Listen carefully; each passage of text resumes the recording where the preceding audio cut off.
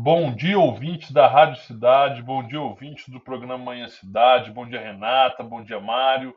Mais uma coluna Contraponto.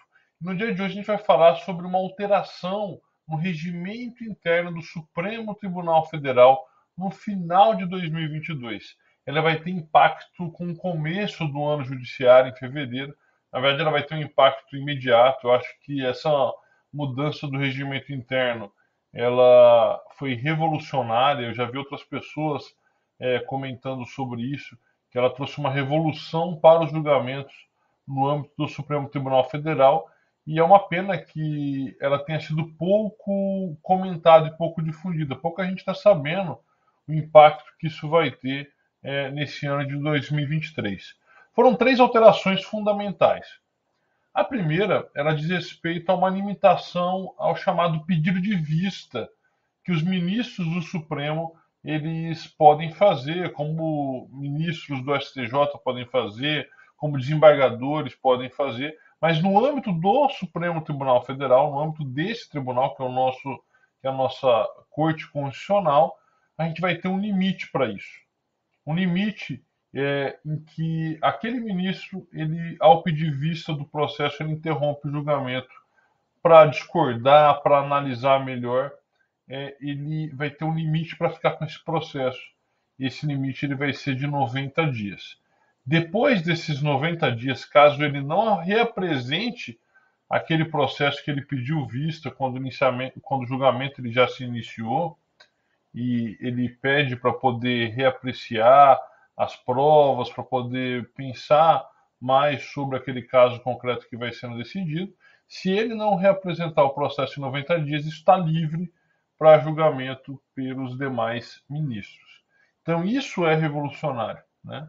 A gente sabe que alguns pedidos de vistas duravam anos. Né? Então, quando você tem uma limitação temporal a esse pedido, e isso vai trazer uma celeridade maior para casos de grande impacto para a sociedade brasileira. Essa é a primeira revolução. A segunda revolução é a previsão de que o relator, isso todo mundo já empregava, a revolução não está aí, mas que o relator ele pode conceder medidas cautelares, medidas liminares para casos urgentes em que você tem um perigo de dano muito evidente, mas a gente tem a previsão agora, pelo regimento interno, de que esses casos eles precisam ser reapreciados pelo órgão colegiado.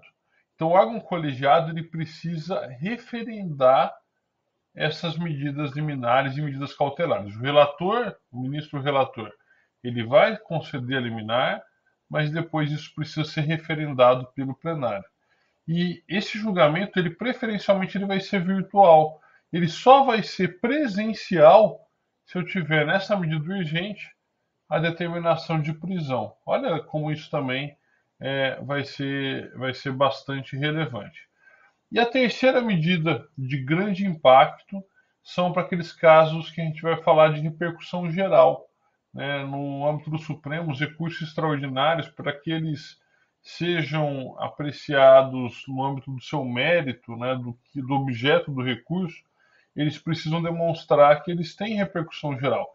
Ou seja, o que está sendo debatido, ele vai superar o interesse individual das partes por uma questão de grande relevância econômica, social, econômica ou política, e essa demonstração, esse julgamento sobre repercussão geral, ele vai ser feito, a gente vai ter a decisão, a proposta do relator, e isso vai ser apreciado num ambiente preferencialmente virtual, num prazo de 6 dias. Então, isso também vai trazer mais celeridade para o processamento da repercussão geral. Essas três medidas elas vão impactar diretamente a vida do cidadão brasileiro.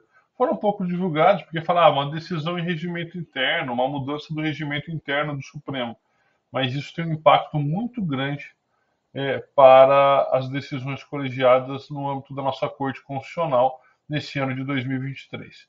Tá certo, pessoal? Um forte abraço para todos vocês e até a próxima semana na coluna Contraponto. Tchau, tchau.